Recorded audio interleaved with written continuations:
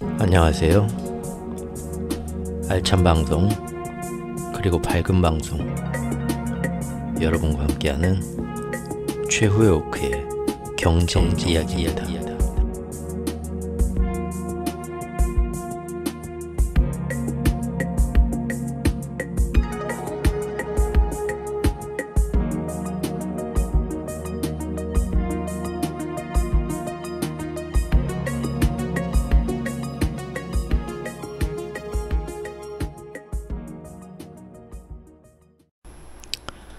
안녕하세요. 최오크입니다.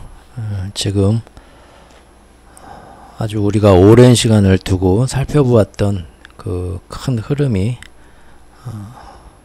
하나하나의 톱니바퀴가 맞춰지면서 거대한 이제 진짜 결정타를 날릴 거냐 어떨 거냐 하는 거대한 세팅이 끝나고 지금 바로 엊그제까지 일본의 엔화도 145엔까지 딱 주차를 시켜놓고 중국의 위안화도 지금 7.25를 넘어서 7.3까지 치솟게 만들면서 미국의 채권금리까지 10년물 채권금리까지 4.25 수준을 지금 뚫게 만들었습니다. 이 모든 세팅은 바로 뭡니까? 다음 주를 위해 준비된 거죠. 여기 달력 한번 같이 보실까요? 다음 주에 뭐가 있나요? 화요일부터 목요일까지 물론 이 앞에 지금 캠프 데이비드에서 한미일 3국이 내일부터인가요? 오늘부터인가? 지금 만나고 있지만요. 다음 주 중요한 거는 화수목에 뭐가 있나요? 드디어 중국의 브릭스 회의를 엽니다. 거기에서 미국 달러 통화에 대응하는 자기들만의 지역 경제 화폐를 뭐 어떤 식으로 들고 나올지 굉장히 주목되는 이벤트인데 거기에 맞춰서 지금 전부 다 레디 셋 해놓은 거죠. 뭔 일 터지면 진짜 한 방 날려버리겠다는 심정으로요. 그렇게 만든 건데 그 이후에 바로 또 뭐가 있습니까? 네, 아주 공교롭게도 24일까지 브릭스 회의가 끝나면 바로 그 다음 날부터 25일부터 27일까지 똑같이 3일 동안 그때 미국의 그 8월 잭슨홀 심포지엄이 있습니다. 연준이 앞으로의 뭐 금리 방향이나 그런 거에 대해서 많은 힌트를 거기서 주겠죠. 딱 대응하기 좋게 다음 주 이 두 일정이 제가 볼 땐 제일 핫한 일정입니다. 그 안에 나오는 뭐 경제지표가 어떻고 그런 거 다 필요 없고요. 예. 거기에 맞춰서 지금 모든 세팅이 폭탄 세팅이 된 겁니다. 사실 지금까지 움직임은 우리가 같이 아주 오랜 시간 동안 많은 영상을 통해서 열심히 되짚어본 쟤는 지금 뭐가 얼마나 오르고 시장이 뭐 어떻게 될 거고 그런 종목이 뭐 어떻게 올라갔다 내려갈 거고 그런 얘기를 하는데 이 채널은 오면은 맨 최후의 군사 이야기인가 전쟁 얘기하고 무슨 뭐 일본의 엔화 정책이 뭐 어떻게 갈 거 뭐 채권 금리가 어떻게 변하면 어떻게 할까 연초부터 맨 그런 얘기만 하죠. 좀 다르긴 다르네. 거시경제 뭐 매크로 위주로 본다더니 그래서 그런가 하셨겠지만 시장은 제가 항상 그렇게 보는 항목들이 상반기 내내 안 좋고 암울하게 되고 점점 이런 것들 위험이 커진다 했는데 그래서 이제는 뭐 얼마 전부터는 여름 태풍이 올 것 같다. 너무 무섭다. 아유 참 놀고 있네 진짜. 시장 지금이야 엄청나게 뜨겁다. 너 시장 보기나 하냐? AI부터 해가지고 상반기 그랬죠? 제가 보는 건 그래서 표면의 시장이 아니라 모든 이 평화적인 일상적인 일상 셀러리맨들과 우리 소시민들이 보는 바깥 세상이 아니라 저 밑에 지하 경기장에서 펼쳐지는 그 무시무시한 암투들을 우리는 보고 있었던 거죠. 그런데 7월 말에 드디어 일본 중앙은행이 정책을 선회하고 세계적인 정세가 세팅된 게 그리고 이제 피치사와 모디스사가 나와가지고 주의를 환기시키면서 이 지하 암투 경기장이 표면에 지금 드러나기 시작했습니다. 그래서 화창한 바깥 날씨만 보던 우리 일반 소시민과 셀러리맨들이 지금 이게 뭐지 하면서 불안에 떨기 시작했다는 거를 우리가 차트를 보면서 7월 28일 이후로 정확히 그렇게 돼가고 있다. 같이 확인했고요. 그리고 앞으로는 어떤 식으로 돼갈 거다.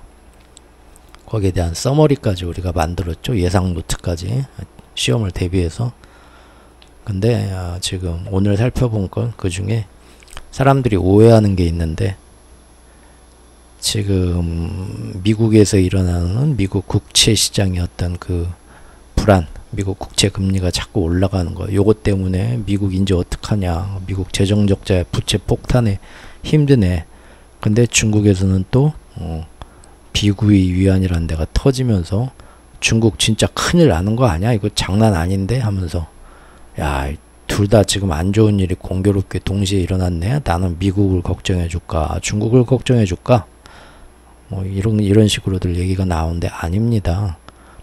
그것은 정말로 오해들 하고 있는데, 우리가 지금까지 살펴본 큰 흐름을 같이 저와 같이 짚어보신 분들은 알겠지만, 모두가 다 철저하고 치밀하게 만들어져 온, 빌드업 되어 온 계획이고요. 미국이 스스로의 채권 시장에 문제가 일어난 것 같지만, 그것은 뭡니까? 사실은 다른 경쟁국들을 크게 무너뜨리기 위한, 그래서 사실 지금 미국에 일어난 채권 시장의 불안과 피치사와 모디스사가 미국 정부와 미국 금융업계를 공격하면서 불안하게 만드는 건, 미국이 미국 스스로를 자해하듯이 공격하는 자해 공갈이 아니고요. 그걸로 인해서 미국도 흔들리겠지만 다른 경쟁국들은 빵빵 터져서 완전히 죽어버려라 하는 그런 필살기입니다. 필살기. 제가 예전부터 종종 말해왔었죠. 다들 미국 걱정하는데, 미국이 한 발 무릎 꿇을 때 구경하던 나머지는 다 배 깔고 엎드려 죽어 있을 거라고요. 바로 그 필살기가 드디어 세팅이 된 겁니다. 그리고 다음 주의 일정들을 보고 이 필살기를 언제 어떤 식으로 터뜨릴까를 아마 대응의 결정이 나올 겁니다. 그러니까 지금 이번 주부터 다음 주까지가 사실 제가 쉬지 않고 영상을 만들고 유튜브에서 그걸 다 업로드가 된다고 하면 한 10개는 지금 만들 수 있습니다. 나와 있는 원고로. 그런데 너무 길고 재미없죠. 오늘 간단하게 그 공격, 미국이 중국을 공격하는 방법에 대해서 같이 또 이거 재밌는 얘기가 있거든요. 저번 영상에서 제가 예고한 것처럼 피치사와 무디스사가 지금 사람들이 생각하는 것과 달리 얼마나 이놈들도, 이것도 어떻게 보면 BF단의 음모입니다. 재밌는 음모론처럼 이 숨은 이 뒷배경을 한번 들어보시고 또 무릎을 한번 탁 쳐보시기 바라겠습니다. 지금까지 우리가 모두 사람들은 대충 들어서 알고 있는 미국이 중국을 압박해온 지금까지 그런 빌드업한 방법들에 대해서 먼저 살펴보겠습니다. 빠르게 살펴볼게요. 미국은 그간의 이번 여름 태풍을 1차 목표점으로 삼고 꾸준히 중국을 제압하기 위해 많은 계획들을 실행시켜 왔죠. 산업과 자본면에서 경제 디커플링 열심히 해왔죠. 이미 상반기에 히로시마 G7에서 주요국들이 미국을 중심으로 뭉쳐가지고, 비록 중국과 손절치면 자신들의 경제와 기업에 큰 손실이 따를까봐 굉장히 주저하고 있던, 특히 유럽의 독일이죠. 얘까지도 이제는 동조하면서 이 거대한 마스터 플랜에서 보다 큰 시야로 보면서 앞으로 미래를 위해서, 당장 중국과 손절치니 힘들긴 하겠지만 큰 미래를 장기적으로 봤을 때는 미국 편에 붙어서 중국을 눌러 죽여야겠다. 그래서 다시 결속이 강화됐죠.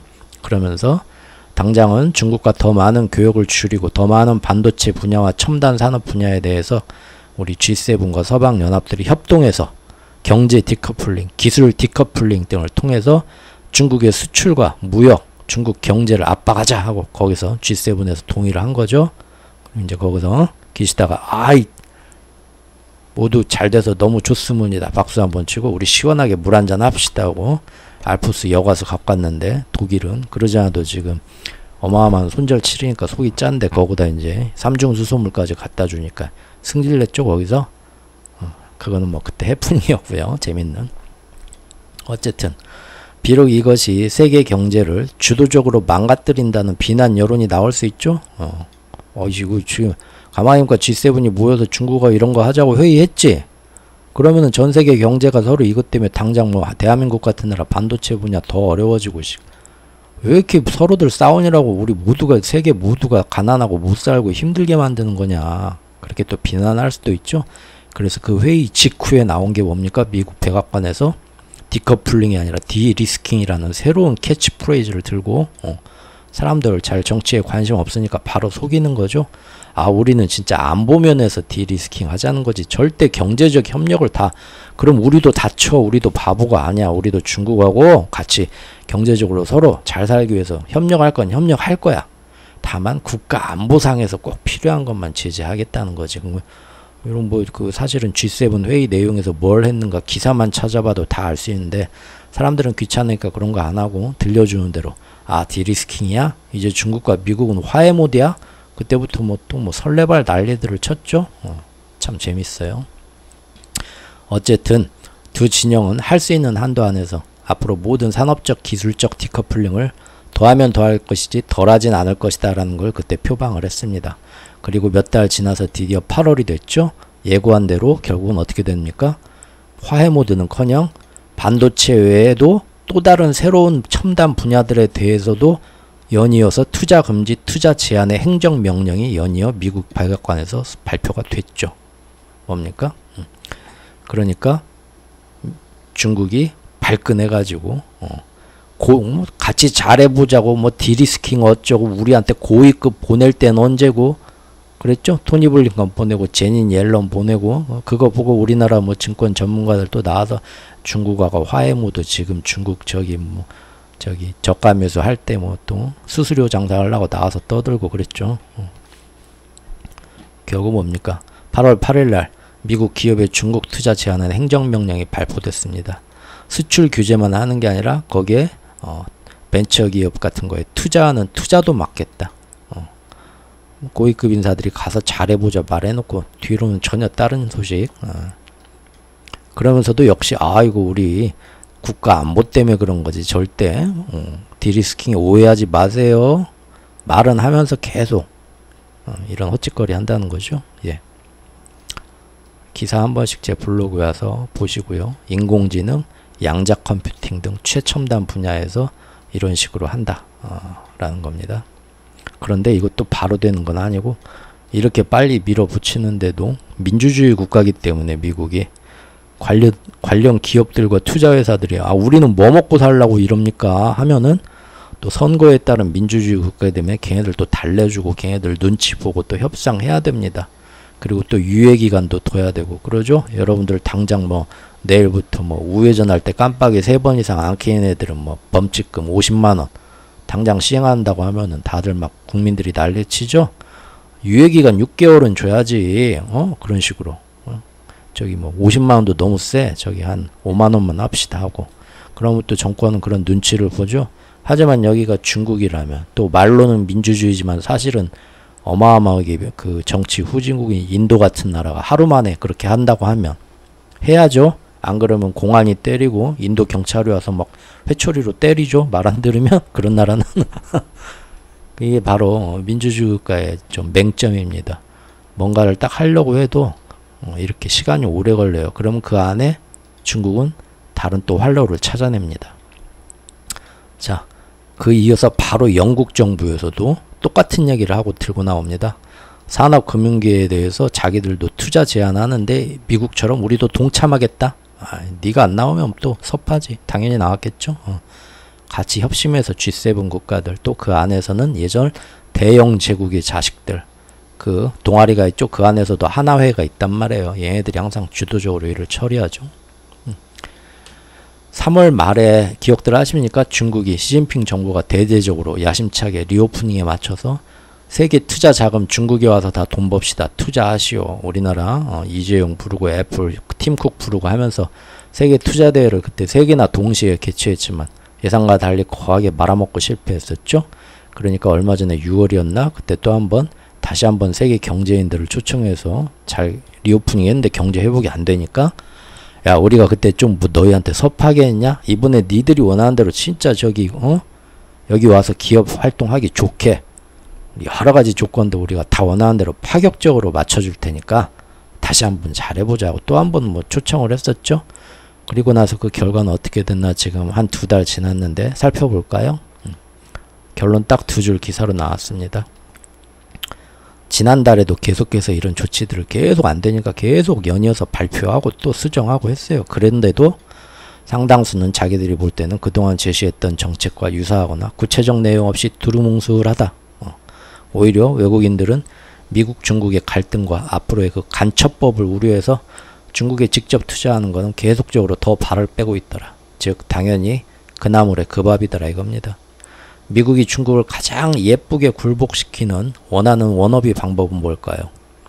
중국 내부에서 국민들이 들고 일어나서 못 살겠다 가라보자 해서 공산당이 퇴진하게 만들고 시진핑 하야하고 중국은 외국의 자본 개방, 교류의 우호의 문을 다시 한번 활짝 열고 자본주의로 자기들 이제 달러 자본이나 투자회사들이 들어가서 완전히 시스템을 자본주의 금융체제로 완전히 개방시켜서 되돌려버리고, 그리고 그 안에 친미 정권, 민주주의를 이식시킨 후에 친미 정권을 세우면 딱 좋겠죠. 사실 이것은 시진핑이 제일 두려워하는 일이기도 합니다. 즉 시진핑이 제일 두려워하는 건 중국 경제가 망해서 우리 중국이 추락하면 어떠나, 그거보다는 자기의 일신 안위, 공산당과 자신이 물러나게 되면 어쩌나. 전 세계 모든 독재자들과, 직접 독재자는 아니지만 그 멍청한 정치인들이 항상 국가보다는 자기 안위입니다. 이 정권에서 자기가 지지를 잃어서 물러나면 어떻게 되는가. 자기가 퇴임한 이후에 국민들이 자기 과오를 들춰내서 감옥 가라고 하면 어떻게 되나. 그래서 정말 국민들이 잘 살고 나라가 잘 되는 것보다는 그거 방어하는데 다들 신경 쓰는데 시진핑이 대표적인 인물이죠. 따라서 아무리 경제 부흥을 위해 제도를 손보고 중국이 정책을 바꾸려고 해도요, 판빈궁 하나 앉혀놓고 환율 방어하고 어떻게 좀 미국의 금융 공격 들어오기 전에 부동산 안 터지게 잘 좀 해봐. 분필 하나 주고. 그러면서 그 위에서는 공산당과 자신의 독재 체제 시스템에 반하는 시도나 어떤 움직임이면 절대 그건 안 되지. 그건 안 되지. 하면서 제약을 둬버리니까 아무리 노력을 해도 중국 경제의 근본 체질을 바꾸지 못하니까 결국은 계속 이렇게 뭘 해도 안 되는 딜레마라는 겁니다. 이처럼 그 어렵고 말도 안 돼서 절대 불가능할 거라고 경제인들이 지난 1년 전부터 코웃음 치던 게 미국과 중국의 디커플링, 경제 디커플링, 손절치기인데 지금 1년 지나 보니까 그 결과를 보니까 그 움직임은 우리 모두의 예상보다 생각보다도 빠르게 진행되어 왔더라 이겁니다. 실제 얼마 전 뉴스를 보면 미국의 중국 제품 수입이 올 들어서 무려 4분의 1, 25%나 감소했답니다. 1년 만에. 진짜 빠르죠? 헤어지는 중 갈수록 줄어드는 미국과 중국의 무역. 경제 규모로 세계 1, 2위를 차지하는 미국과 중국인데 서로 그만큼 또 제일 많이 교류와 무역을 교역하고 있던 상대국인데 이제는 미국이 중국산 제품을 수입해 들여오는 비중이 지난 20년 중에 가장 적다. 칼 같죠?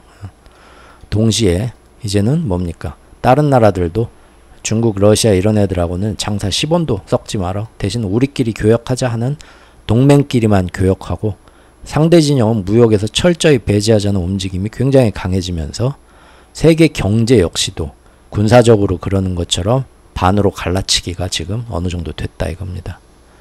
이것은 당장 그런다고 가능한 것도 아니고 시간도 앞으로도 오래 걸릴 일이기 때문에 정말 이게 5년, 10년 계속 가면서 성공할까 하는 그런 의심도 상당히 많습니다. 저 역시도. 하지만 어쨌든 시작이 반이라고 놀랍게도 지난 1년 사이에 많은 변화가 일어났습니다. 동맹하고만 거래하는 무역 블록화 조짐. 뉴스가 나오죠. 이것 때문에 뭡니까? 세계의 경제 둔화가 우려된다.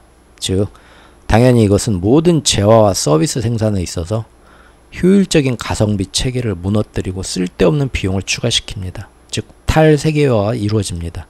이로써 우리는 더 이상 예전처럼 싼 물건이 아주 주위에 풍요롭게 넘치는 시대로는 이제는 돌아가지 못하게 된다는 의미입니다. 지금까지는 뭐 중국산 뭐 해가지고 엄청나게 싼 것들을 사다가 한두 번 쓰고 단추 뜯어지면 갖다 버리고 뭐 손잡이 부러지면 에휴 싸구려 역시 어째 쓰고 버리지 뭐 가성비로 씁니다. 그랬죠?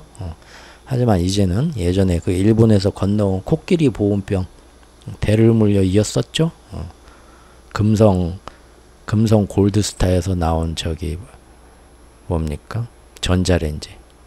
저 대학교 때 아르바이트에서 산 거 지금 30년 넘게 저 쓰고 있죠? 독한 놈이죠?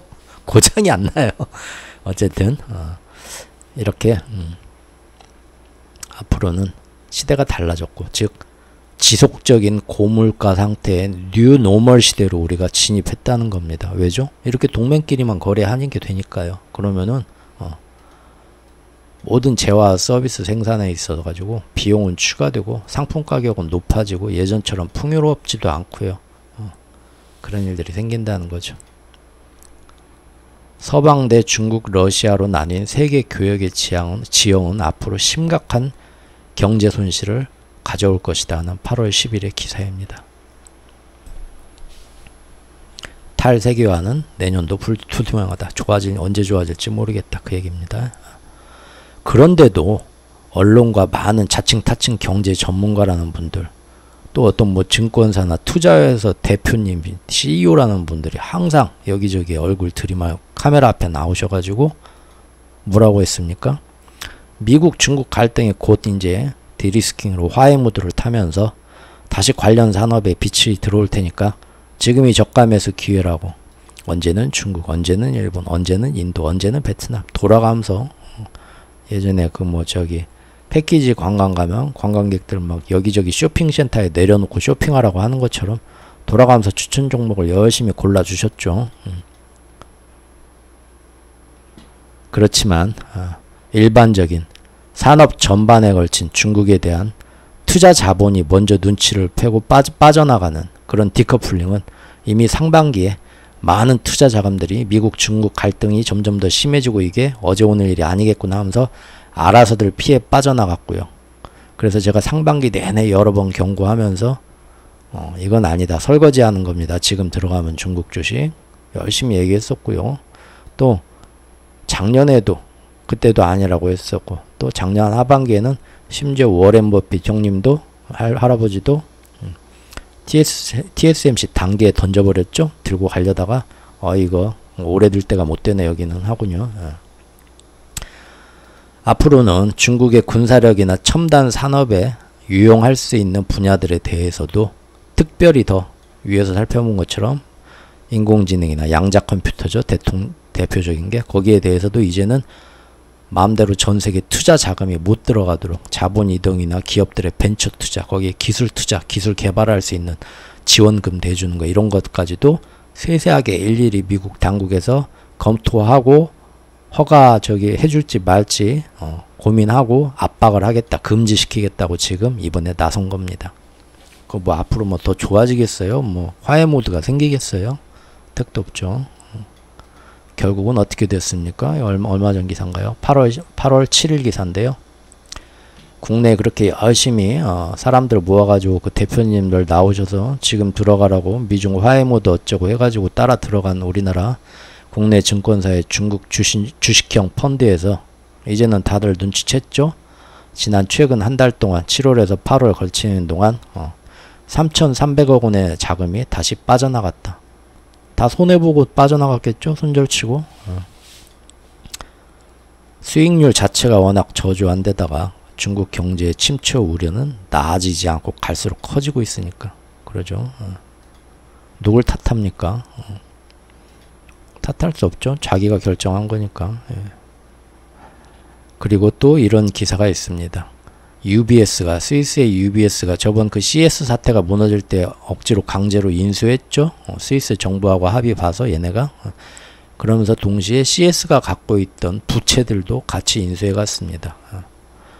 그런 CS의 그 부채들 채권 같은 것들 못 갚을 건 못 갚는다고 털고 갚아줄 수 있는 건 갚아준다고 하는데 그때 못 갚는다고 턴 것이 중동에 있던 코코본드 중동애들이 투자했던 중국 애들하고 친한 척 하던 중동 애들이 이때 어마어마하게 손해를 봤죠.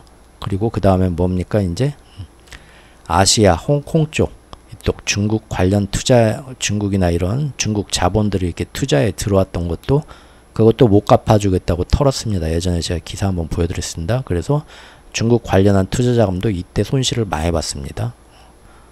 다른 데는 살려줬어요. 일본이나 뭐 중국 미국에서 들어온 걔네들은 손실 보장해줬습니다. 그리고 이제는 뭡니까? 아시아에서 이 CS 크레디트 스위스의 어떤 지부가 있어갖고 이런 큰 지부가 있어야 외국에서 들어오는 투자 자금들이 이런 CS나 UBS를 통해서 거래자들을 만나서 중국 아시아의 그런 회사들의 투자를 얘네들이 꽂아줄 거 아닙니까? 그런데 아예 그 큰 그 지부가 사무소가 홍콩에 많이 있는데 홍콩 사무소를 다 이번에 철수하기로 했습니다. 여러 가지 핑계를 대면서 CS가 가지고 있던 홍콩 사무소와 홍콩 인력을 80% 감원시킨다. 그러면은 그만큼 앞으로 세계의 투자 자금이 홍콩을 통해 중국으로 들어갈 길이 없어진다는 거죠. 아예 여기 여러분들이 뭐 어떤 메이커 옷을 아니 저기 뭐 KFC죠. 아, 나 KFC 통닭 너무 좋아해. 여기서 먹고 싶은데 우리 도시에서 철수해서 이제 없어요. 그럼 그거 먹으려면 서울까지 가야 돼요. 먹겠어요? 아예 길을 이렇게 끊어놓는다는 겁니다. CS 사태 이후로 미국한테 스위스가 약점 잡혔고 그걸 이제 UBS가 인수했고 이건 예전에 제가 뭐 CS 사태 그런 거에서 여러 번 얘기했었습니다. 그래서 그 후에 아시아 특히 중국과 관련된 홍콩 쪽에서 과거 크레디트 스위스와 관련된 채권을 구제해 주지를 않고 또 아예 그쪽 라인으로 이제는 외국 투자가 못 들어가게 사무소 자체를 정리하고 있는 움직임이라 이겁니다. 여기까지는 뭐 여러분들도 뉴스 들어 다 아시는 겁니다. 자, 이제부터는 사람들이 심각하게 오해하고 있는 진짜로 미국이 중국을 죽이려는 이 원기옥 같은 필살기 방법에 대해서 알아봅시다. 지난 7월 말에 BOJ의 일본 중앙은행 깜짝 뒤통수로 쪽발된 바로 중국뿐만 아니라 전 세계의 팍팍한 나라 살림과 자산시장을 흔들게 될 국제 채권시장의 유동성 걷어내기, 바로 제가 여름 태풍이 언제 완성되나 조심하자고 한 달 반 전부터 6월 말부터 6월 중순부터 지적했던 내용들이죠. 카미카즈와 여름 태풍에 대해서는 사실 작년 그리고 금년 초에도 글을 썼고요. 나중에 한번 또 살펴볼 기회가 있을 겁니다. 1년 전부터 사실은 그대로 제가 써놨던 기록들을 보면 아마 여러분들 깜짝 놀라실 겁니다. 진짜 1년 전에 무슨 미래를 보고 온 것처럼 똑같은 소리를 여기다 써놨네. 제가 나중에 한번 보여드릴게요. 조만간. 자, 이것은 중국과 경쟁국들한테 지금까지는 전쟁, 우크라이나 전쟁이나 뭐 그런 수단을 통해서 얘네들의 어떤 수출, 산업 이런 걸 제재하자 국제기구에서 협력해서 그런 식으로 경제를 제재했는데 이제는 그게 뭡니까? 정말로 경제적으로 결정적 한 방을 먹이기 위해서 오랫동안 준비해온 시스템이 바로 이 여름 태풍이죠. 그런데 분명 이 폭탄이 터질 때에는요, 채권시장은 전 세계가 서로가 긴밀하게 서로 담보로 다 들고 있는 아주 긴밀하게 연결된 그것이 지금 현재의 경제 구조이기 때문에 이 채권시장의 거대 폭탄은 당연히 미국한테도 제법 영향을 끼치게 됩니다. 하지만 전세계 자산시장의 버블을 터뜨리면서 이제 또 그 안에서 가장 경제가 건실한 미국만이 살아남고 대신 지금까지 감당 불능의 상태로 여러 나라가 쌓아올린 그 거대한 부채 폭탄들은 다 터지고 우리나라도 큰 피해를 받겠죠. 그 후에 이제 전세계가 마치 2차 대전 후에 그랬던 것처럼 자산시장을 리셋하면서 재정비한 후에 새로운 시대를 다시 우리가 아픔을 딛고 이 폐허가 된 이 자산시장에서 새로운 문명을 이뤄나가자 하고 2차 대전 끝나고 했던 것처럼 새로운 경제시대를 끌어나가기 위해서 또다시 그때 힘있게 살아남은 미국과 그의 친구들 G7 국가들이 다 모여서 무슨 뭐 국제협약을 하면서 새로운 환율시장을 건설하고요. 또 거기에 다시 등급을 매겨서 지들끼리 기축통화, 중기축통화 자리를 차지하면서 환율 대비를 정해놓고요. 뭐 달러 인덱스도 뭐 그대로 가져가든지 새로 만들든지 하겠죠. 디지털 통화를 이용해서 뭐 할 것 같고요. 그러면서 이제 이 지구라는 별에서 경제 부문에서 원티어 그룹 자리를 자기들끼리 또 한 번 차지하면서 다시 또 다음 시대를 이어가고자 할 텐데, 사실 이것은 바로 이것은 지난 제국주의 식민주의 시대 대항해 시대 때부터 그때도 자본과 금융 생태계 우리 이 지구라는 별 위에서 다른 나라들은 미개에서 이런 금융시장이 뭐 이렇게 발전돼 본 경험이 전혀 없기 때문에 그런 미개한 상태인데 자기들만은 이 제국주의 식민주의 시대 때부터 이런 것들에 대해서 이미 다 가지고 있었죠. 그래서 그때도 자본과 금융 생태계에서 상위 포식자 자리를 그때는 유럽이었죠. 자기들만이 차지하고 나머지 전 세계의 뭐 아시아, 저기 아프리카, 아메리카 대륙들을 전부 다 경제 식민지로 삼아왔던 게 바로 과거 역사인데 그거를 이번에 자산시장 부채 버블 폭탄 다 터뜨리고 다시 한번 그대로 반복하고 싶어 한다는 얘기입니다. 이 그림을 보시죠. 옛날 스페인이나 포르투갈 세계에서 제일 힘이 셌던 나라들 영국이나 이런 애들이 뭡니까? 가서 다 착취하죠. 거기에서 이제 금도 갖고 오고 노동력도 착취하고 농산물 뭐 이런 거 기간산업 다 가져오고. 여러분들 같으면 강남 살다가 강북 가고 싶겠습니까? 어떤 방법을 총 동원해서라도 타워팰리스 계속 살고 싶죠? 얘네들 마음이 그렇다는 겁니다. 이러한 자본시장과 금융시장의 핵심 원리를 얘네들은 이해하고 있고요. 일찌감치부터. 또 그것을 다양하게 운영해본 경험과 능력이 아주 풍부하죠. 우리도 얘기로 들어서 알고 있잖아요. 세익스피어 이야기 중에 뭐 베니스의 상인 보면 그 이제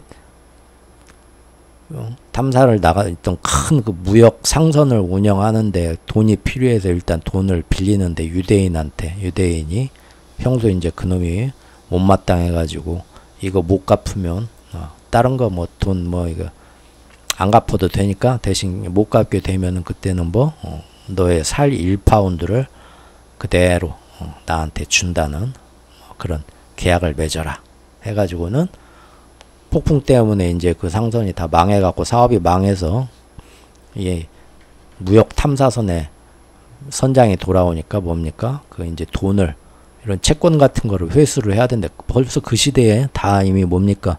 은행, 채권, 담보 그런 개념들이 다 있었단 말이에요. 후에 뭐 선물, 현물 이런 개념까지 아주 무섭죠. 결국은 뭐 그런 내용이 이제 세익스피어의 이야기 중에 세익스피어의 뭐 희극과 비극인데 그 중에 이제 희극이죠. 베니스의 상인 얘기에도 벌써 그런 아주 오래전부터 이 서방에 자기들이 발전시킨 금융에 대한 얘기가 나올 정도란 말이에요. 그래서 일찍부터 그것을 다양하게 운영을 해본 경험과 능력이 얘네들인 유럽 애들이죠. 유럽 서구인들은 있었습니다. 미국도 결국은 유럽에서 나온 거니까요. 즉 지금 우리가 누리고 있는 현대 자본주의의 주식시장, 채권시장, 은행 시스템 역시 모두 다 그들이 발명해낸 겁니다. 환율 시스템도 마찬가지고요. 그리고 그것의 이점을 이용해서 지금까지 경제 지배력을 가지고 다른 금융적으로 미성숙한 나라들을 실효적으로 지배하고 착취해왔던 이런 능력은 사실상 아쉽게도 지금 지구상에서 이런 미국과 유럽, 즉 G7 국가들을 중심으로 해서 여러 나라들, 이런 나라들을 제외하고는요, 나머지 나라들은 이런 경험도 없고 잘 알지도 못해요. 여러분들 지금 제 방송 들으면서 금융과 경제에 대해 관심을 갖지만 우리나라 IMF 터지기 전에 이런 거 아는 사람, 이런 거 관심 가진 사람이 몇 명이나 있었을 것 같습니까?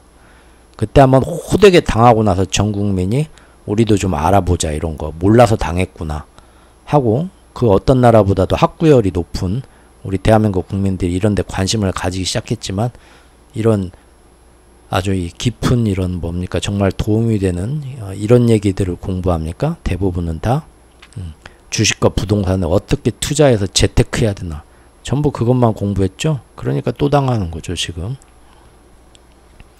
자, 재밌는 또 얘기를 잠깐 만담을 제가 넣어보겠습니다. 우리 김 사장님이 지금 장사 잘 돼갖고 사업체가 돼서 이제 세계의 물건 좀 팔아보려고 지금 나섰습니다. 근데 뭐 아는 게 없죠 지금. 그러니까 누가 도와줍니까? 예림이가 나타나서 도와주려고 합니다. 김 사장이 이제 김 사장과 예림이의 대화죠. 김 사장님께서 말씀하시길, 아니 근데 이제 세계에 물건 좀 팔려고 해도 말이야, 내가 뭘 몰라서 말이야. 그러니까 아유 그건 걱정 말고, 응? 우리가 만든 세계 은행 시스템이랑 금융시장, 환율시장에 그대로 참가만 하면 돼. 응? 하나부터 열까지 우리가 다 알려준다니까. 아 정말이야? 그럼 나야 고맙지. 그런데 거기 텃세 있지 않아? 다들 나한테 싼 물건으로 시장 파괴한다고 막 관세 때리고 하면 어떡하지? 어이구 김 사장님, 내가 하란 대로만 하면 돼. 응? 자유무역 협정도 가입하고, 응? 우리 하우스에 좋은 친구들 많으니까. 어허허 이거 참. 그럼 난 진짜로 예림이만 믿고 가는 거야. 이런 식으로 들어간다 이거죠. 세계 어떤 이제 자본시장에 이제 예림이가 말합니다. 예림씨 이쁘네요. 이때만 해도. 이게 벌써 언제 정령한가요? 그런데 아무래도 그 사람들 판에 끼려면 성의는 좀 보여줘야 돼. 그러니까 뭔데? 판돈 제한이라도 있는 거야? 큰 거 석장이면 돼? 하니까 아니 돈 문제는 아니고 돈이야 우리가 얼마든지 저리로 달러를 팍팍 꽂아주니까 그건 상관없고 그럼 뭐가 문제인데 그게 같이 우리가 무역을 하면서 공정한 경쟁을 한다는 의미로다가 해외 투자금이랑 기업 경영, 자본 투자 등에 있어서 이제 우리가 이 정한 룰을 규칙을 우리 김 사장도 똑같이 따른다고 앞으로 계약서 정도는 좀 써줘야 돼. 그러니까 생각을 좀 해보죠.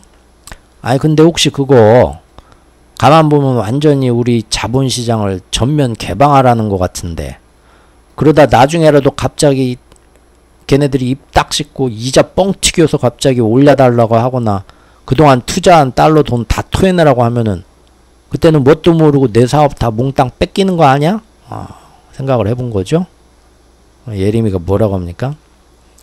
아이고 김 사장님 지금 그게 무슨 말이야? 나 못 믿어? 내가 그런 위험한 판에 김 사장님 끌고 다 들어갈 것 같아? 그리고 그쪽 하우스 주인장도 그렇게 이자 맘대로 못 올려. 거기도 맘대로 이자 올렸다가는 자기네 재정에서 이자 부담 커져가지고 자기네가 먼저 망해. 잘 알지도 못하면서 이게 무슨 헛소리야. 아 그런가? 아까도 말했듯이 내가 잘 몰라서 이런 금융이나 뭐 이런 자본시장 뭐 우리 역사에서 해본 적이 있어야지. 우리끼리 저기 그 보부상들끼리 물건 파고 말이야 호떡 팔고 그 잘해야 저기 뭐 김삿갓이가 평양 대동강물이나 팔고 그랬지. 이런 거 몰라 잘. 내가 몰라서 그랬으니까 화내지 마 예림이 하니까 한 번만 더 그런 소리 할 거면 우리 다 없던 일로 하고 여기서 바로 헤어져요. 그리고 앞으로 다시는 연락도 하지 마요. 다급해지죠? 아니 잠깐 예림이 거기 서봐 하는 거죠. 이거 영화 또 보고 싶네요. 옛날 영화인데 우리 김 사장님 은근히 재밌었는데 캐릭터. 응? 내가 잘못했어. 응? 내가 잘못했다고. 나 예림이 아니면 이대로 평생 구멍가게만 할 판이야. 제발 나도 이제 찢어지게 가난하고 새마을운동만 했는데 선진국 한번 돼서 떵떵거리고 한번 살아보자. 난 예림이만 믿어. 사랑해 진짜로 하는 거죠. 김 사장님 하면서 참 성우 기가 막힌 죄송합니다. 자 예림이 이제 집에 돌아가 활짝 웃죠. 뭐라고 합니까? 호호호호 웃으면서 호구 한 마리 또 물어왔어 하는 거죠. 아주 그냥 살이 포동포동해. 잘 참으셨습니다 여러분. 다시 또 계속 해볼게요. 자 그렇기 때문에 비록 우리나라가 최근 들어서는 오히려 일본을 추월할 정도로 국력과 경제력이 성장했지만 언제부턴가는 우리나라가 막 저기 국제사회에서 어떤 입지도 굉장히 일본보다 우리나라에 더 막 외국 서방 국가들이 열광해주고 대우해주고 하면서 뭐 독도 문제나 뭐 여러가지 일본과 관련된 그런 문제에 대해서도 예전보다 훨씬 더 우리나라 편 얘기를 들어주고 뭐 저기 뭐 그랬었잖아요. 세계 각국이나 어떤 나라들이 전부 다 동해를 왜 일본해로 표기했냐 우리 정부에서 항의하면은 미안하다. 이거 지금 우리가 지금 한국하고 더 친해져야 되는데 우리 깜빡했네. 이거 워낙 예전에는 야 담당자 모가지 잘랐어. 이거 내일부터 동해로 해줄게. 막 그랬었단 말이에요. 기억들 나시죠? 그랬는데 이렇게 세계 경제판이 돌아가는 이런 금융 원리와 금융 경험이 사실상 그들 말고는 다 대부분의 다른 나라들은 거의 전무하죠. 그렇다 보니까 이번에 새로운 기축통화 패권 시즌2를 노리는 이 거대한 마스터 플랜에서 파트너로 우리가 선택되지는 못해요. 뭘 알고 얘기가 통하고 경험이 있어야 뭐 같이 뭘 해보자고 끼워주지. 그렇죠? 대신 뭡니까? 지난 9세대의 일본은 지금까지의 풍부한 자본시장과 금융시장의 경험이 있습니다. 이미 일본 엔화는 준기축통화로서 똑같은 자본시장에서 미국 달러처럼 유럽의 유로화처럼 세계시장에서 이미 충분히 통용되고 그런 금융시장을 운영해본 경험이 있습니다. 어떻게 돌아가는가 얘기하면 얘네들은 착 알아들어요. 그러죠? 또 과거 일시적이긴 하지만 이 동양에서는 아주 유일하게 제국주의와 식민 경제를 이미 시전을 해본 경험자가 바로 일본 아닙니까? 그리고 우리나라와 주변 아시아국들이 그 피해자였고, 그러다 보니까 이번에도 다시 죽어가는 준기축통화국 자리에서 인공호흡기 달고 산소호흡기 달고 살려내가지고 미국이랑 유럽이 또 다른 시대의 차기 파트너로 일본을 선택한 겁니다. 우리는 완전히 버림받았고요. 네, 이런 속사정 때문에 일본은 결국 그렇게 지긋지긋하게 절대 못 일어날 것 같던 몇십 년간의 오랜 디플레에서 벗어나서 불과 1년 만에 새시대 첨단 산업에 앞으로 얘네들이 제일, 적어도 아시아에선 제일 잘 나갈 거다는 최고 강자 후보자로, 사실 1년도 안 걸렸어요. 강자 후보자로 지금 떠오르고 있고요. 그래서 지금 그 전까지는 전 세계에서 가장 많은 투자 자금은 아시아에서 중국으로 들어왔는데, 지금은 중국보다 일본에 더 많이 들어가기 시작해서 일본이 중국을 앞서 나가기 시작했죠. 일본 주식 사들인 외국이 6년 만에 중국을 추월했다라는 기사입니다. 이렇게 됐다는 거죠. 물론 그런데요, 한 나라의 산업이 이렇게 1년 만에 체질이 없던 갑자기 1년 만에 아무리 여러 나라에서 미국이 밀어준다고 해도요, 지금 당장 일본 반도체가 한국 삼성 앞질렀습니까? 이런 식으로 가면 5년, 10년 뒤에는 앞지르지 않을까라는 그런 기대감이죠. 1년 만에 산업이 체질이 뒤바뀌어서 시장에서 점유율을 높이면서 결과물 뚝딱 내놓을 수는 그건 불가능하잖아요. 지금은 그런 기대감에, 즉 일시적인 유동성에 몰렸고, 또 엔저 효과도 있고, 또 작년에 일본이 어마어마하게 비싸게 수입했던 에너지 수입이 지금은 에너지 가격 뚝 떨어지면서 금년에 기저효과까지 받으면서 일본도, 요새 얼마 전 뉴스 보신 분들 있겠지만 2분기에 어마어마한 깜짝 경제 성장을 미국처럼 일본도 일으켰죠. GDP 성장이. 예. 그래서 모든 수출도 다시 반등하고 좋아지고 했죠. 근데 제가 전에도 여러 번 얘기했었지만 2분기에 세계 여러 다른 나라들도 똑같이 대단한 경제 반등을 다 보여주고 있다. 우리나라는 왜?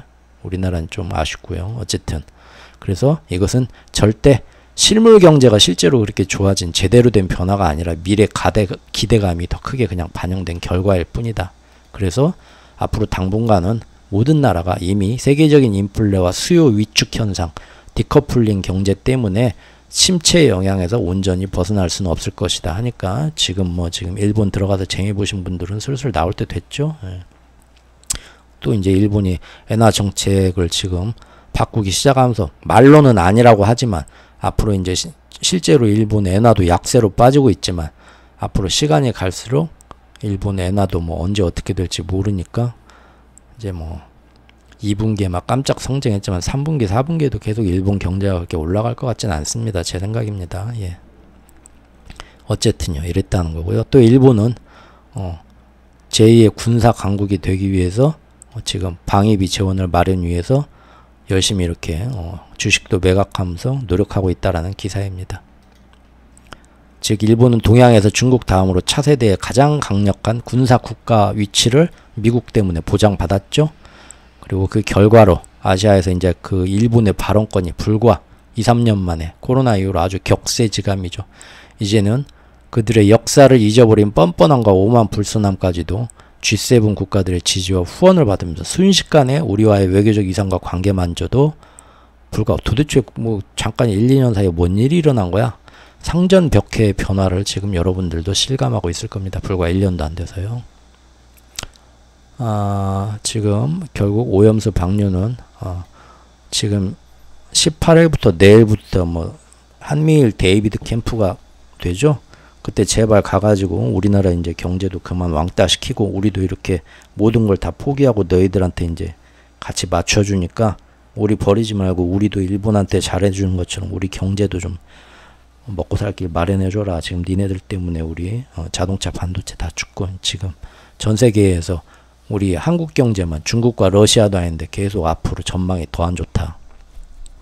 할 말은 좀 하고 받아올 건 받아왔으면 좋겠지만 결과는 그 데이비드 캠프에서 뭔 얘기 나올지 시작도 안 했지만 다들 예상들은 하시죠. 뭐겠습니까? 앞으로 뭐 북핵이나 뭐 중국, 러시아 위협에 대비해서 삼국이 긴밀하게 툭하면 전화 때려서 뒷산으로 나와, 공터로 나와, 선배님들 다 모였다. 나가서 같이 패싸움 하도록 그런 이제 협력 체제를 완전히 완성을 이번에 하자는 거겠죠.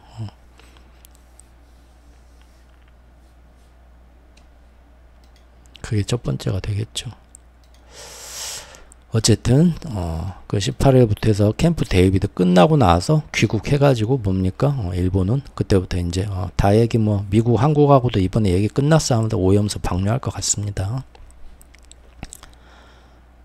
결국 마침내 7월 말에 있었던 일본 중앙은행 통화정책회의에서 일본이 카미카제 신풍을 띄웠고요. 이것이 미국이 지금 뭐 금리 동결 저번 6월 달에 한 번 했지만 그때도 저 물밑에서 대차대조표 축소인 양적 완화, 양적 긴축 QT는 계속 진행되었죠. 그리고 실제 미국에 있는 은행들에서 또 대출 규모를 줄이면서 실제적으로 동결한 게 아니라 계속해서 그런 효과들이 겹쳐가지고 실제로는 약 0.5% 정도의 또 한 번 저기 금리 인상을 한 것 같은 효과가 시중에서 진행되고 있다. 제가 말씀드렸었죠. 다 눈속임이죠. 뭐. 그래서 그런 QT하고 또 지금 상반기 미국의 부채 한도 협상 후유증으로 하반기에 이제 국채들이 더 나오고 있고요. 또 유럽도 7월부터 자체적 QT가 언론에서는 조용하지만 이미 시작됐고요. 이렇게 세계에서 가장 통화력이 센 네 나라 미국, 유럽, 일본, 영국이 동시에 같은 방향으로 통화정책이 합쳐질 거다. 우리는 이미 딱 예상을 해서 열심히 공부했었죠. 그리고 그게 지금 일어났고요. 결국은 이 8월이 딱 오면서 7월 말에 그렇게 하고 나서 8월 한 달 넘어오면서 지금 보름밖에 안 지났지만 전 세계의 국채시장과 채권시장을 향해 서서히 다가가는 슈퍼 태풍에 사람들이 주목하기 시작했습니다. 저번 영상이죠. 주목하기 시작했어요. 다들. 뭐지? 하고는. 일본의 국채 수익률이 올라가면 미국 국채시장의 큰손인 일본 투자자들이 미국 국채 매입을 줄이고 일본 국채를 사기 위해 돌아올 수 있다. 문제는 이렇게 미국 국채 수요를 살 사람이 팍팍 줄어드는데 미국은 오히려 국채 공급을 더 늘리고 있다. 그 부채 한도 상향 그 후유증 때문에요. 이번 주만 해도 이게 저번 주 기사입니다. 지난 8일부터 저번 주죠. 우리 이미 이때 다 얘기했었죠. 지난 8일부터 10일까지 3년물, 10년물, 30년물 초장기채 금리가 나오면서 이렇게 됐다. 늘어난 국채 공급을 누군가가는 그 수요를 흡수를 해줘야 되는데 그러기 위해서는 지금 충분히 채권 가격 많이 떨어졌는데 사볼까 하고 채권 시장에 돈이 몰라면 어디서 이제 와야겠습니까? 이런 뭐 큰 손들은 떠나면 증시에서 이제 돈 팔아가지고 차익 실현 어쩌고 하면서 이제부터는 채권 사야자고 증권 주식시장에서 빠져나올 확률도 높아진다는 얘기죠. 예.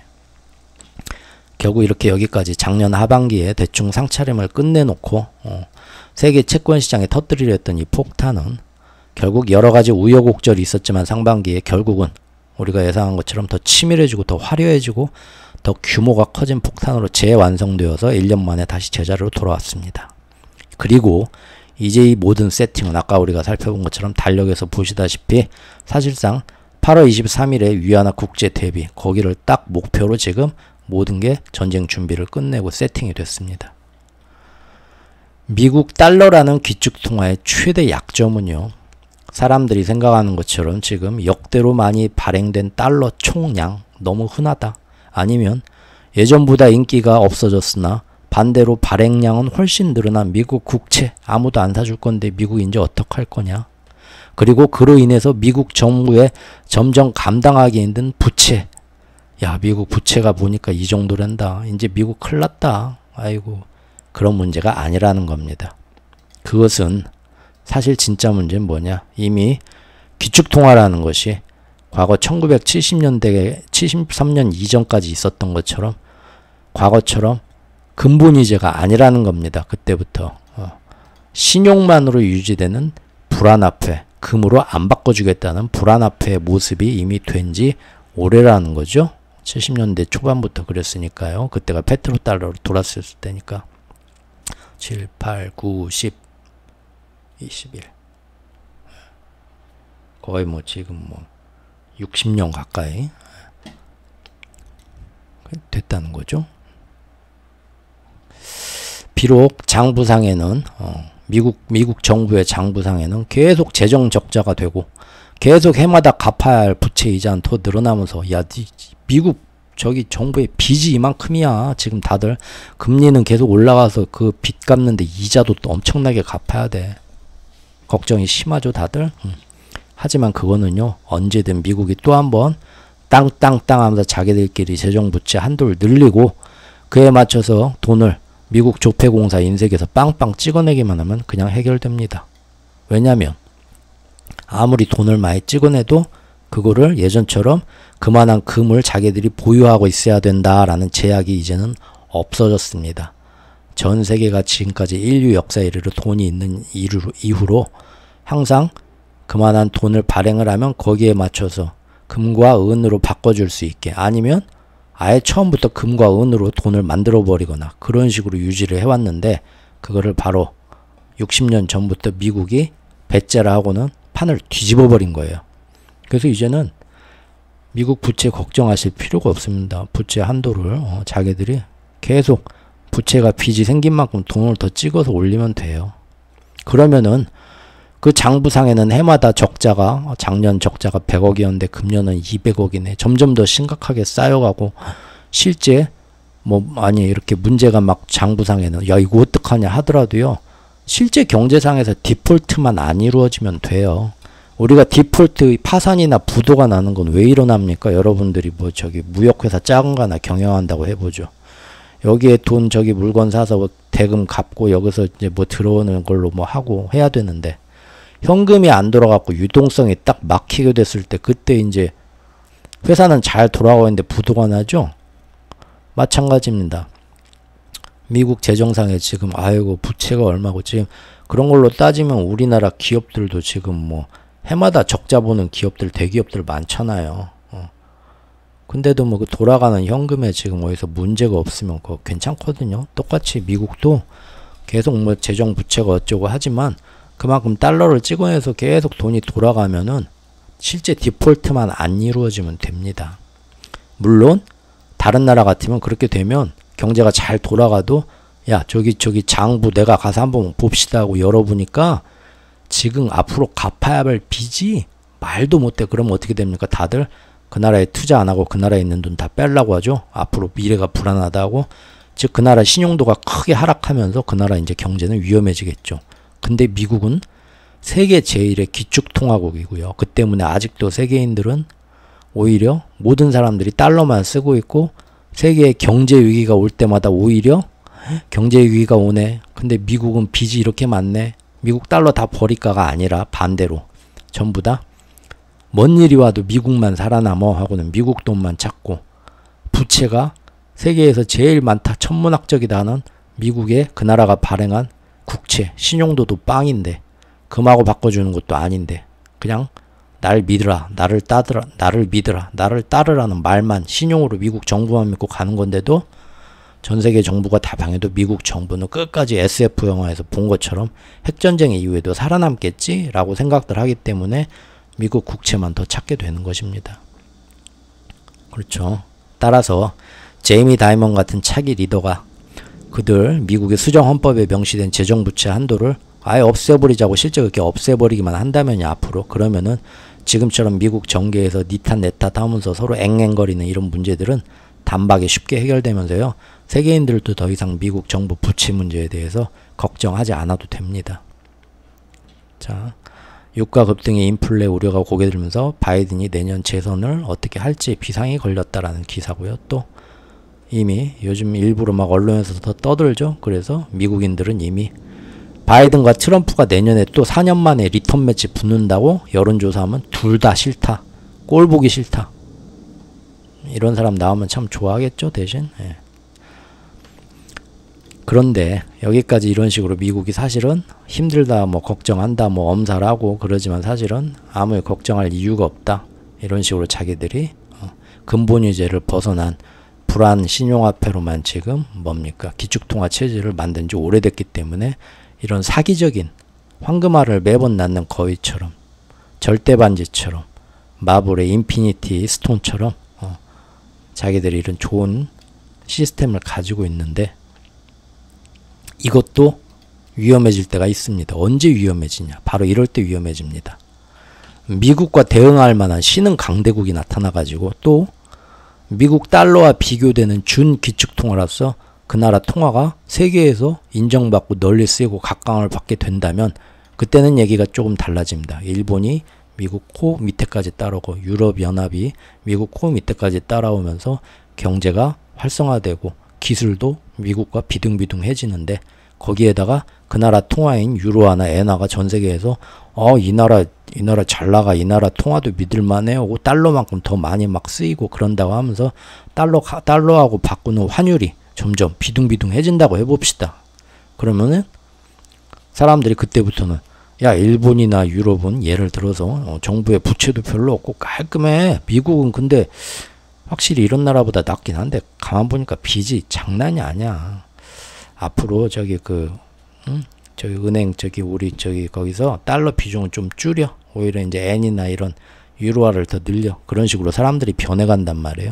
그러면서 점점 달러 가치가 상대적으로 약해지고 달러를 쓰는 비중이 통용되는 국제사회에서 무역에서 결제하는 비중이 줄어들면 자연스럽게 그렇게 기축통화가 바뀌는 겁니다. 만약 그런 식으로 해서 기축통화 자리에서 달러가 밀려 내려오면 그때는 어떻게 됩니까? 더 이상 빵빵 찍어낼 수가 없고요. 그 빚은 어떻게든 해결해야 되니까 나라가 망하는 겁니다. 그래서 미국은 어땠습니까? 지금까지 역사를 지난 20세기 후반의 경제 역사를 보시면 이렇게 자기들의 기축통화 달러 체제를 위협할 만한 경제 대국이 출현하면 그때마다 반드시 무슨 수를 써서라도 그 싹을 철저하게 발본색원에서 짓밟아서 잘라냈었습니다. 이런 신화나 옛날 이야기에 이런 얘기가 많죠. 예언자의 예언 속에서 지금 왕을 죽이고 새로운 왕이 될 아이가 어디에서 태어난다 언제.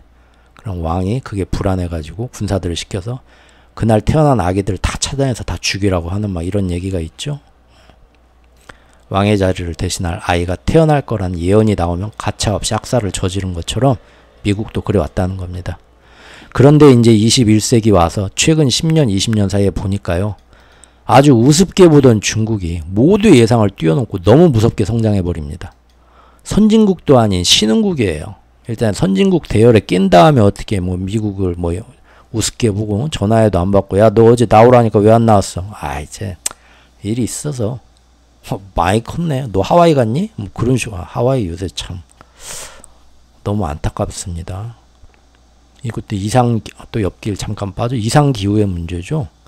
하와이에 그렇게 불이 났어도 그렇게 크게 번질 불이 아닌데 저 밑에 어마어마한 허리케인이 지나가면서 예전보다 허리케인이 그 지역에서 더 자주 발생하고 더 크게 발생하는데 허리케인 영향권도 아닌데 그 바람이 어마어마한 센 바람이 하와이까지 오면서 그리고 이상기후 영향 때문에 그 어떤 때보다도 가뭄이 오고 산림이 바짝 마르고 건조해져서 불이 한번 번지면 예전에는 금방 제압할 수 있던 작은 불이 거대한 산불이 돼서 무섭게 번져갔었죠. 그래서 전 세계에 지금 산불이 많이 나는 거잖아요. 그거를 일부 이상한 사람들이 주장하는 것처럼 사람이 일으킨 실화인데 괜히 이상기후라고 몰아가면서 음모론 그건 아닌 것 같습니다. 어쨌든 이상기후의 영향인데 지금 하와이 너무 많이 지금 사람들 얼마나 괴로웠을까요? 연기와 불 때문에 뜨겁고 무섭고 힘들고 1000명 넘게 지금 실종이 됐다는데 참 우리 때는 전 세계에서 성공하면 가는 휴양지는 하와이였는데 우리 어렸을 때는 죽을 때 하와이는 한 번쯤 가봐야 지금 가면 얼마든지 더 좋은 휴양지가 많으니까 하와이 가면 할아버지 할머니들이나 가고 물가도 비싸고 볼 것도 없는 예전 오래된 관광지 그런 좀 이미지지만 저 어렸을 때만 해도 세상 성공하면은 모히또가 아니라 하와이 가서 한번 칵테일 한번 딱 먹어줘야 되는 그만큼 성공 못하면 대신 부곡 하와이라도 한번 가야 되는 그런 거였는데 북옥 하와이도 지금 완전 폐 건물이 됐다고 합니다. 다시 돌아와서요.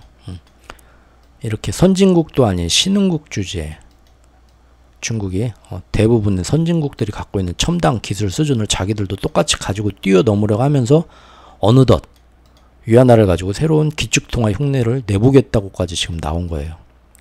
그리고 그것이 지금 8월 22일 다음 주부터 22일, 24일 3일간 화수목 3일간 벌어지는 브릭스 회의 안에서 공표될 거라고 이미 연초에 중국이 예고를 해놓은 상태입니다. 과연 진짜 그렇게 할지 지켜봐야겠죠. 그런데 지금처럼 우리가 여름 태풍이 세팅된 거를 쭉 살펴본 것처럼 이렇게 미묘한 시점에 미국의 급격히 늘어난 재정적자 문제와 역대로 높아진 부채금리 문제를 사람들이 직시한다면 확실히 기존 달러와 미국 국채에 대한 불안과 의심의 기폭제가 이제 터지면서 사람들 심리에 이거 심각하네 의심을 전염시키기 시작하면 미국 국채의 불안 문제가 갈수록 그전까지는 사람들이 야 뭐 미국 쓸데없는 걱정하고 있어 지금 저희 정고점 넘어서 날아가는 거 봐. 너는 어디냐? 2차 전지냐? 테슬라냐? 서로 막 그런 얘기하고 있었는데 야 국채가 뭐 내가 살면서 제일 어이없는 게 미국 망하는 걱정하는 거. 너 워렌 버핏 할아버지 얘기는 들어봤냐? 아니요. 심각해. 너 뉴스 틀어봐. 텔레비 틀어봐. 자꾸 지금 미국 국채 불안 문제를 하나둘 지금 얘기하면서 화두가 돼가고 있죠. 지금까지는 항상 그랬듯이 별 문제가 아니다고 넘어갔지만 지금 같은 미묘한 시점이 언제부터입니까? 그렇죠. 일본 중앙은행 7월 28일에 우에다가 뒤통수 때렸을 때부터입니다. 우리가 살펴봤었죠. 이런 미묘한 시점에 이러한 위험성을 점점 부각시키면서 시장 심리를 어디선가 선동하기 시작했는데 누가 선동했나요? 피치사와 무디스사죠. 오늘 그 얘기하려고 하는 겁니다. 뒤에서 피치사와 무디스 신용평가사가 갑자기 뜬금없이 나와가지고 사람들한테 여기 좀 보쇼 하고는 난리를 치기 시작한 거죠. 그러면 채권시장과 자산시장에서 점점 공포와 패닉이 전염되고 심리적 쏠림 현상이 그 어느 때보다도 더 자극받을 수 있다는 얘기입니다. 마치 3월달에 실리콘밸리행 터졌을 때 서로 간에 SNS로 야 당장 빼 돈 큰일 나 한 것처럼 막 이런 게 지금 점점 더 사람들한테 인식이 박혀가기 시작한다는 거죠. 다시 말해서 비록 지금까지는 신용으로 무한 발권되는 기축통화였지만 이처럼 세계적으로 점점 사방 여기저기서 야 미국 국채 이제 그 엄청나게 사주던 애들이 제일 많이 사주던 애들이 최근에 연준이었는데 연준이 작년부터는 안 사줘 하면서 지금 1조 달러 이상이나 안 사주고 있고 그 다음에 제일 많이 더 사주던 애가 일본이었는데 일본은 지금 뭐 자기들도 이제 금리 올리기 시작한다면서 앞으로 미국 국채 다 팔고 오히려 다 빠져나갈 것 같고 그 다음 많이 사주던 애들이 중국이었는데 중국은 뭐 예전부터 조금씩 계속 줄여가는 와중에 이제 보니까 중국은 더 이상 미국 국채 사줄 돈도 없겠다. 야 쟤네들 찢어지려고 그래. 그렇게 지금 되는 거죠. 이런 교묘한 시기에 이런 미국 부채의 약점들이 피치나 무디스가 나와서 막 떠들면서 그러니까 이제 어떻게 됩니까? 더 큰 불안이 점점 더 하루하루 다르게 나쁜 생각이 전염되듯이 불안을 파생시키고 있다는 겁니다. 이 지옥의 수문장, 지옥 입구를 지킨다는 신화 속에 나오는 머리 셋 달린 이 사냥개를 켈베로스라고 하죠. 3대 신용평가사를 얘기하는 겁니다. 스탠다드 앤 푸어스, 무디스, 그리고 피치 레이팅, 피치사 3개. 딱 지금 7월 28일에 BOJ가 저 밑에서 쿵 지진파가 떨어졌는데 아주 예민한 사람들만 느끼고 시장이 조금씩 빠지는데 왜 빠지지? 이유가 뭐지? 자기들끼리 별 이유 다 되는데 우리는 그게 딱 7월 28일 그때부터라는 거 같이 한번 살펴봤었죠. 그런데 이제 뭡니까? 사람들이 이게 원인이다 저게 원인이다 하는데 이 지옥의 수문장 3대 신평가라는 애들이 나와가지고 미국 부채가 어쩌고 저쩌고 떠들고 미국 은행권에 지금 신용이 어쩌고 저쩌고 떠들면서 사람들이 국채시장에 다 집중하고 그러다 보니까 야 일본도 이제 미국 국채를 팔려고 하고 중국도 지금 안 사고 있고 연준도 지금까지 안 사왔는데 이런 이유 때문에 앞으로 국채 금리가 더 올라간다고? 미국 국채 지금 점점 더 가치가 떨어진다고? 자꾸 여기에 집중하게 되죠. 그러면은 미국 국채 가치가 점점 더 떨어지면서 앞으로 그 연쇄작용으로 일어날 일이 뭘까 한 번씩 더 집에 가서 자기 전에 생각해보게 된다는 겁니다. 그게 이제 어떻게 되나 보자고요. 바로 얼마 전까지는 괜찮다고 다들 생각도 안 하고 있다가 이제 이 강아지들이 나타나서 짖기 시작하니까 점점 더 하루가 다르게 며칠 되지도 않은데 곧 세상이 미국이 무너질 것처럼 불안해하는 뉴스들이 슬슬 나오기 시작하죠. 누구 탓입니까? 몇 번을 얘기합니까? 이 아저씨. 이 뉴스가 언제적 뉴스냐면 8월 10일 뉴스입니다. 미국이 지난 10개월간 재정이 역대급 적자다. 당연히 적자죠. 왜죠? IRA 감축법 뭐 칩스법 해가지고 지금 바이든이 작년부터 인플레 일어나라 하고 어마어마하게 지금 돈을 뭐 우크라이나에도 막 심심하면 일주일에 한 번씩 나 그렇게 돈 좀 나한테도 좀 미국 정부가 좀 꽂아줬으면 좋겠어. 외환통장 하나 만들 테니까. 그렇죠? 막 꽂아. 이 돈이 다 어디서 납니까? 그냥 꽂아준 다음에 그 다음에 그만큼 국채를 발행해야 돼요. 재정 일으킨 만큼. 그러니까 지금 그렇게 바이든이 돈을 많이 풀고 여기다 쓰겠다 저기다 쓰겠다 하니까 미국 재정이 빵꾸 나고 지난 10개월간 역대급 재정 적자가 이게 얼마입니까? 20, 100, 1000만, 10만, 100만, 1000만, 억, 10억, 100억, 1000억, 조, 10조, 100조, 1000조, 2100조인가? 미쳤다. 이런 납니다.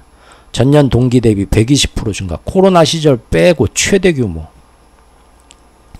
어떻게든 인플레를 유지해서 그거로 고금리를 유지해서 달러 강세를 이어가기 위한 작전이고요. 그러죠? 재정 적자가 결국 이렇게 되니까 미국의 국채 금리는 올라갈 수밖에 없죠. 국채 가격 가치가 떨어지니까요. 그렇게 국채가 많이 나오는데 사겠다는 지금 세력들은 이렇게 7월 말부터 쫙 빨아들이기 시작하니까 결국은 이제 이런 걱정하는 기사까지 나옵니다. 이런 식으로 가면 미국 국채 우리도 못 사준다.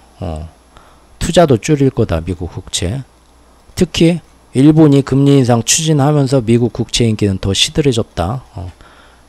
일본 투자자들이 미국채 팔고 일본 국채로 돌아가는 것 같다. 더구나 얼마 전에 엊그제 본 것처럼 145엔 150엔은 그때는 일본 정부가 자기들 환율 방어하겠다고 대놓고 미국 국채를 더 팔아제끼는 엔캐리 뿐만 아니라 일본 정부도 나서는 그런 시점이 오는데 바로 그 밑에까지 지금 딱 주차시켜놓고 사람들한테 더 불안감을 증폭시키고 있죠. 거기다 위안화도 지금 막 몰고 가서 7.32원 껐떡껐떡하게 만들면 중국도 이제 조만간 더 이제 미국 국채를 일시에 매도할 수 있다는 그런 막 의심들 불안이 생기죠. 점점 더 이제 미국 국채 안 사게 만든다는 겁니다. 그러면 우리는 미국이란 나라 큰일 났다 하는 거죠? 아니요. 이제 살펴볼 건데 미국이란 나라 큰일 난 게 아니고요.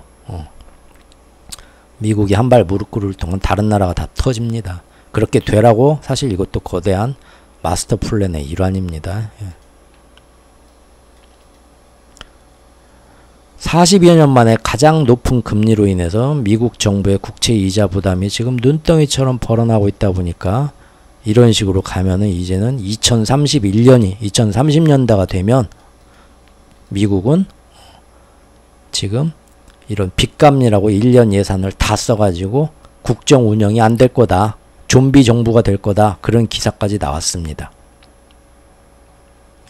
그 전에 근데 어차피 또 부채 한도 상향할 거잖아요. 뭐 이런 쓸데없는 걱정이에요. 자, 어쨌든 그러면서 국제신용평가원사 무디스가 지난 8일에 미국 지역은행 19곳에 대해서 대규모 미실현 손실이 있다면서 이들의 신용등급을 강등했습니다. 모두가 다 넘어가고 그 일이 일어난 지가 언젠데 평화롭게 잊혀질 때쯤에 뜬금없이 또 한번 미국 재정과 부채 문제를 지적하고 나온 피치사에 이어서 이번에는 미국 금융계의 불안정성을 신용 강등이라는 무기로 똑같이 무디스가 지적하고 나왔다는 거죠.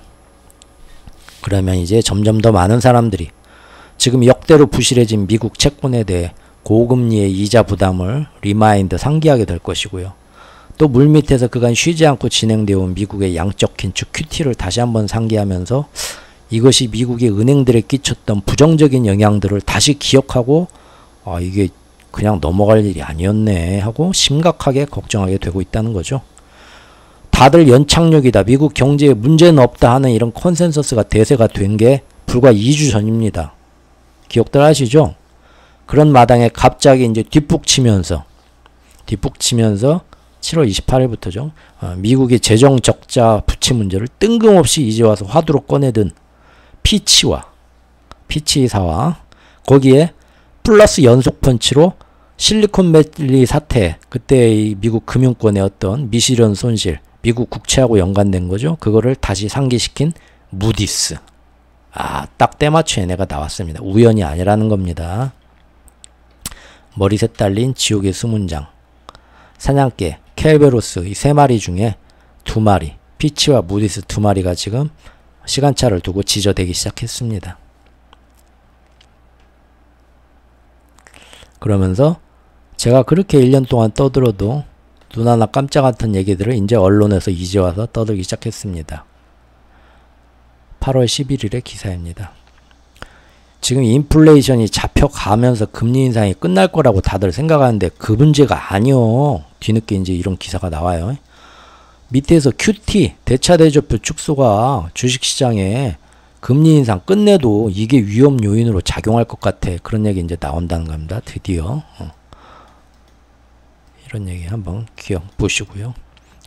그동안 미국 안에서 1년 넘게 진행되어 온 강도 높은 대차대조표 축소 QT 때문에 지난 상반기에도 이미 작년 한 해보다도 많은 기업들이 어려워서 고금리 환경에서 도산하고 함께 회사채 조달 비용이 급증하면서 역대로 많은 회사들이 채무 연장을 하지 못하고 도산해 간다라는 소식을 저는 간간히 여러분들한테 소개해 왔었죠. 하지만 월가와 시장은 철저히 외면하고 맨날 미국 경제는 최고의 호황이다.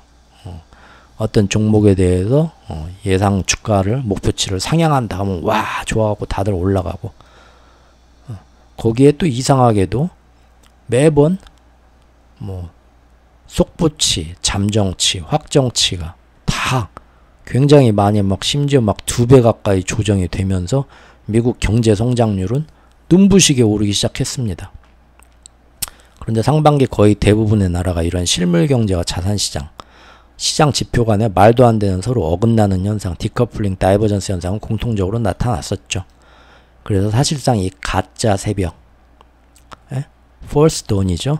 가짜 새벽 신호에 저는 항상 경계감을 나타냈었고, 하지만 사람들은 그러지 않고, 그래서 지금 이렇게 물밑에서는 어마어마한 안 좋은 현상들이 계속 일어나고, 또 우리나라의 이창용 은행 총재도 이건 아니다 나와서 경고를 하는데도 지금 보면 6월, 7월 지금까지 계속 뭡니까?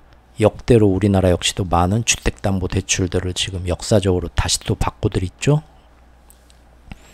하지만 이제 여름 태풍 카미카제 작전 시행일 이후로 7월 말 딱 8월 넘어오면서 시장 분위기에는 변화의 바람이 일기 시작했고, 저 멀리서 따뜻하고 습한 열대 태풍 바람이 불어오기 시작했죠. 거기에 때맞춰서 지옥의 켈베로스 3대 신용평가사가 이제 한 목소리로 미국 부채와 국채의 불안정성을 열심히 깽깽 지적하니까 주위 사람들 분위기가 변하기 시작한 겁니다. 그래서 많은 사람들이 미국 정부의 부채 문제와 미국의 적자투성의 미래, 그리고 일본까지도 이제 미국채를 팔고 돌아서기 시작했다라는 이런 움직임에 서로들 수근수근 술렁술렁 하면서 미국을, 또 미국 국채 시장을 걱정하기 시작한다는 겁니다. 이 그림처럼. 그리고 다들 이렇게 뉴스 보면서 걱정하죠. 아, 미국 어떻게, 하느님, 부처님, 선생님 도와주세요. 제발 내 TMF라는 게 있는 것도 사실 저는 몰랐다가 예전에 누가 댓글 달아주셔서 보기 시작했네요. 3배짜리, 야, 우리나라 사람들은 3배 아니면 상대를 안 하죠. 역시 아케고스 빌황의 민족, 테더 그 뭡니까? 테라의 권도형의 민족. 큰 손들입니다. 김치들 먹고 크셔가지고 대포들이 뭐 지금 많이 떨어졌네요. 요새 이것 때문에. 지금 대부분의 사람들은 갑자기 미국 시장에 악재가 터져나와서 왜 그러지? 갑자기 터져나왔다고 생각을 하시겠죠.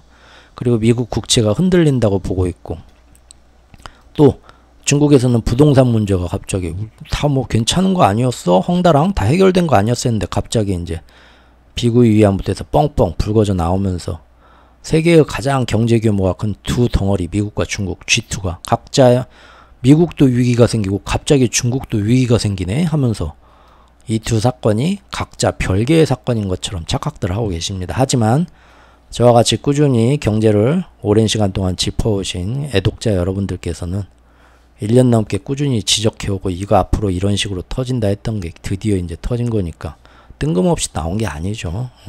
언제 나올까 기다리기만 했던 거죠. 그러나 사실 이것은 모든 것이 이런 별개 사건이 아니라 중국을 공격하고 차기 기축통화 패권을 미국이 그대로 다시 가져가기 위한 하나의 연결된 작전, 즉 우리가 지금까지 오랜 시간을 두고 살펴온 거대한 하나의 마스터 플랜이란 겁니다. 그러니까 일부러 미국 국채시장의 불안을 미국이 스스로 야기시키고요. 일본이나 뭐 이런 여러 가지 주변 애들 똘마니들 이용해서 또 피치나 무디스 보고 나가서 지져라 시켜가지고 그로 인해서 미국 국채시장이 흔들리면서 미국 어떻게 하는데 사실은 이것 때문에 미국보다는 오히려 중국을 무너뜨리려는 그런 계획이란 의미입니다. 뒤에서 이렇게 음흉하게 웃고 있죠. Why so serious? 달러가 웃고 있습니다. 달러 스마일이란 겁니다. 달러 스마일이 뭔지 아십니까? 나중에 한번 설명을 드릴게요. 달러 스마일은 경제가 호황일 때는 미국 잘 나간다고 전부 미국을 달러를 원해서 미국 달러 가치가 올라가고 경제가 최악의 상태로 빠져도 전 세계 경제가 미국 달러와 미국 국채로 연결됐기 때문에 미국만 힘든 게 아니라 다 같이 힘들어지면서 다들 그때 가서도 달러하고 미국 국채만 원하게 되는 이 경우로 가도 가치가 올라가 이 경우로 가도 달러 가치가 올라가서 양쪽에서 가치가 이래도 올라가고 저래도 올라가는 달러만의 특성. 그래서 달러는 항상 웃는다 하는 달러 스마일 경제 이론입니다. 웬만하면 이건 맞는 얘기인데 이 미국이나 월가 전문가들이 잘 얘기를 안 해요. 제가 볼 땐 뒤에서 어떤 뒷심이 외압이 있다고 봅니다. 자꾸 이런 거 얘기하면 사람들이 왜 달러만 이렇게 맨날 불공정해하고 지금의 불공정한 기축통화 체제에 대해서 지금 최옥구처럼 공부하고 다 뜯어 발기고 사람들한테 저처럼 이렇게 떠들겠죠? 어느 날 집에 이제 선글라스 낀 사람들이 찾아오겠죠? 조심해야지.